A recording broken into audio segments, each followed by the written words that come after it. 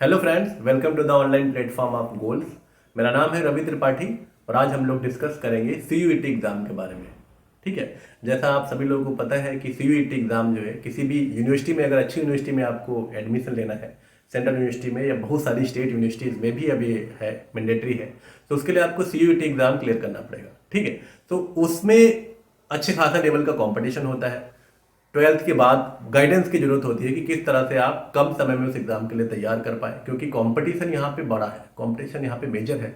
यहाँ पे लगभग 20 लाख बच्चों के साथ, कम से कम 20 लाख बच्चे आपको कंपटीशन में मिलेंगे ही मिलेंगे। ठीक। और अच्छी यूनिवर्सिटी अगर आप चाहते हैं, अपने मन की यूनिवर्सिटी चाहते हैं, तो आपको बेहतर रैंक उसमें लानी पड़ेगी। तो उसके लिए क्या है कि सारे के सारे बच्चे हार्ड वर्किंग हैं, सबके सब मेहनत कर रहे हैं। ज़्यादातर बच्चे होते हैं वो मेहनत करते हैं। ठीक है। तो अब क्या करना है, आपको थोड़ा स्मार्ट तरीके से इस एग्जाम को अप्रोच करना है। गोल्स का काम यही है। गोल्स आपको सिखाएगा कि किस तरह से आप स्मार्टर वे से, बेहतर तरीके के साथ सीयूईटी एग्जाम को क्लियर कर पाएंगे। चलिए अब हम लोग शुरू करते हैं आज का टॉपिक। आज हम लोग इकोनॉमी के इंपॉर्टेंट कर्व्स को डिस्कस करेंगे। ठीक है, जो सारे एग्जाम से पूछे जाते हैं। आप चाहे वनडे एग्जाम दे रहे हो, चाहे पीसीएस एग्जाम दे रहे हो, चाहे यूपीएससी एग्जाम दे रहे हो, सारे एग्जाम में इकोनॉमिक कर्व्स आप लोगों के लिए कंफ्यूजन बने रहता है। तो जितने इकोनॉमिक कर्व्स आपके परीक्षा के लिए, कॉम्पिटेटिव एग्जामिनेशन के लिए, प्रतियोगी परीक्षाओं के लिए जरूरी है, हम सारे डिस्कस करेंगे। ठीक है, Laffer curve, Phillips curve, Lorenz curve और कुजनेट कर्व, सभी को आज हम लोग सबसे पहले क्या करेंगे, लाफर कर्व। अब इस लाफर कर्व में क्या है, ठीक, लाफर कर्व सबसे पहले तो वनडे एग्जाम्स के लिए, स्पेशली पीसीएस के लिए फैक्ट याद रखिएगा। आर्थर लाफर ने इसे डेवलप किया था 1976 में। ठीक, 1974 में इसे आर्थर लाफर के द्वारा डेवलप किया गया। ठीक है, ये क्या बताता है, ये दिखाता है relationship between the tax rate और टैक्स रेवेन्यू। ठीक है, यानी कि कर की दर और कर से प्राप्तियां। ठीक, ये इन चीजों को दिखाता है क्या, लाफर कर्व। याद रखिएगा, लाफर कर्व क्या दिखाता है, क्या इंडिकेट करता है। इन्वर्टेड यू शेप का कुछ ग्राफ बनता है जब हम इसे ग्राफ पे प्लॉट करेंगे, और अब इसे हम ग्राफ पे प्लॉट करके देखते हैं। ठीक, ये हमारा लाफर कर्व है। ठीक है, अब आप देख रहे हैं ये क्या है, ये जो लाइन है ये टैक्स रेवेन्यू है, यानी कि सरकार का टैक्स रेवेन्यू। ठीक, ये इंक्रीज हो रहा है ऊपर की तरफ, टैक्स रेट इधर की तरफ बढ़ा रहे हैं हम। ठीक, अब यहां देख रहे हैं कर्व क्या जा रहा है, ये कर्व है। ठीक है, जब हमारा टैक्स रेट मान लो केवल 2% है, ठीक, तब हमारा रेवेन्यू इतना है। ठीक, अब हमारा टैक्स रेट 4% है, तो हमारा जो रेवेन्यू क्या होगा, बढ़ेगा। अब हमारा टैक्स रेट 8% है, सरकार का रेवेन्यू और बढ़ा। ठीक, टैक्स रेट 10% है, सरकार का रेवेन्यू और बढ़ा।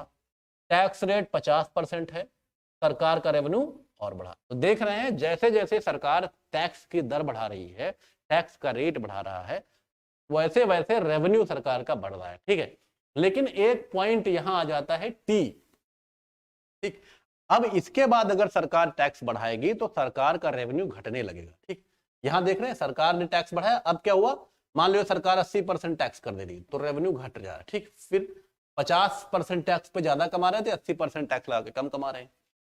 100% टैक्स कर देगी, 90% टैक्स कर देगी तो और घट जाएगा। ठीक है, तो मतलब कि सरकार जब टैक्स बढ़ाती है तो सरकार का रेवेन्यू बढ़ता है, उसकी कमाई बढ़ती है, लेकिन एक सीमा से ज्यादा टैक्स बढ़ाने पर उसकी कमाई घटने लगती है। यही इंडिकेट करता है लाफर कर्व। कैसे, एग्जांपल से समझिए। ठीक है, आपकी कमाई है 10,000 रुपए और सरकार ने टैक्स रख रखा है, मान लीजिए एग्जाम्पल करें 10%, कि जो 10,000 कमाएगा हम 10% टैक्स लेंगे। ठीक है, तो आप मेहनत कर रहे हैं, कमा रहे हैं। ठीक, 9,000 रुपए तो आपका बच रहा है। अब सरकार करेगी, कहे कि हम जो 10,000 कमाएगा उससे 20% ले, फिर भी आप मेहनत कर रहे हैं, 2,000 रुपए आप सरकार को दे दे रहे हैं, 8,000 फिर भी बच रहा है। अब सरकार कह रही है कि अगर हम जो है 80% टैक्स लेंगे। ठीक, 10,000 पे 80% टैक्स लेंगे, सरकार कहती है, तो आप क्या कहेंगे कि अब 10,000 की कमाई पे 80% टैक्स जा रहा है, तो मेरे पास तो 2,000 ही बचेगा।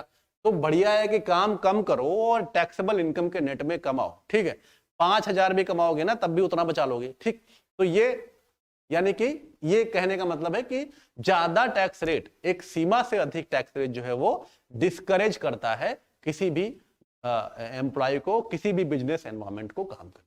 ठीक है, और इसी को इंडिकेट करता है लाफर कर्व। बस आपको एग्जाम पॉइंट ऑफ व्यू से याद रखना है, Laffer curve indicates tax rate and tax revenue. अगर टैक्स रेट को बढ़ाया जाता है तो टैक्स रेवेन्यू एक सीमा तक बढ़ता है, टैक्स रेट को एक सीमा से बढ़ाने के बाद टैक्स रेवेन्यू घटने लगता है। ठीक है, यही इसके अंदर एक्सप्लेन किया गया है। ठीक है, पीटी के लिए याद रखिएगा कि किसने इसको डेवलप किया। ठीक, चलिए दूसरा कर्व आते हैं फिलिप कर्व पे। ठीक, अब जो फिलिप कर्व है इसको किसने दिया?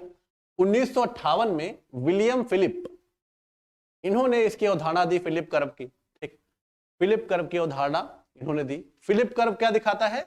ये इनवर्स रिलेशनशिप दिखाता है, यानी कि व्युत्क्रम संबंध दिखाता है अनएम्प्लॉयमेंट में। ठीक, अनएम्प्लॉयमेंट में और इन्फ्लेशन में, बेरोजगारी में और महंगाई में। ठीक, कैसे?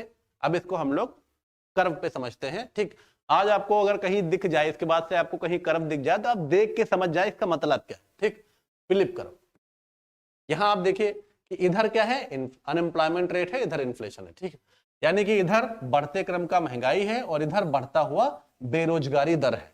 ठीक, अब यहां पे फिलिप कर्व में फिलिप ने क्या कहा? इन्होंने कहा कि अगर महंगाई बढ़ती है, ठीक है, जैसे जैसे महंगाई बढ़ती है बेरोजगारी कम होती है। ठीक है, यानी कि अनएम्प्लॉयमेंट कम होता है, इन्फ्लेशन बढ़ता है। ठीक, क्यों भाई? ऐसा कारण इसलिए है, इन्फ्लेशन क्या कहा जाता है? किसी भी इकोनॉमी के लिए, किसी भी अर्थव्यवस्था के बेहतर परफॉर्मेंस के लिए ये जरूरी है कि वहां पे इन्फ्लेशन हो। इन्फ्लेशन का मतलब होता है कि वहां पे मांग है। ठीक, आप किसी चीज की डिमांड कर रहे हैं, आपके पास पैसा है, आपके पास पैसा है कुछ खरीदने का, ये पेन खरीदने का, आप मांग रहे हैं कि भैया हमारे पास 100 रुपए, हमें 100 रुपए का पेन दीजिए। ठीक है, अब इसको 110 रुपए का हम कर दें, महंगाई कर दें, अभी भी आपके पास और पैसा आ जाए कहीं से तो और आप मांग करेंगे। ठीक है, तो इन्फ्लेशन बढ़ता जाता है, यानी कि मांग बढ़ती जाती है, यानी कि लिक्विडिटी इकोनॉमी में बढ़ रही है, तरलता बढ़ रही है, लोगों के हाथों में पैसा बढ़ रहा है। जब ज्यादा पैसा होगा तो ज्यादा महंगाई होगी, चीजें ज्यादा मांगेंगे आप। ठीक है, एग्जाम्पल के लिए ये 10 पेन बनते हैं, ठीक, 3 पेन बनते हैं, इनको मांगने वाले 15 लोग हैं। ठीक, इनकी कमाई 15-15 हजार रुपए है। अब एकदम से ये इनकी कमाई बढ़ जाए और 50,000 1% की हो जाए तो एक आदमी चाहेगा हम ही सब खरीद लें, तो वो और महंगा रेट लगा देगा। तो जितनी सप्लाई लिमिटेड है और डिमांड ज्यादा बढ़ेगी, मांग ज्यादा बढ़ेगी, तो यानी कि चीज महंगी होगी। ठीक है, अब महंगाई का मतलब क्या है? कि लोगों के पास पैसा आ रहा है। ठीक है, ये फिलिप कर्व की अवधारणा है कि जैसे जैसे किसी इकोनॉमी की इन्फ्लेशन इंडिकेट करती है कि वहां बेरोजगारी कम हो रही है। ठीक है, यानी कि बेरोजगारी कम होने का और इन्फ्लेशन का रिवर्स रिलेशनशिप है।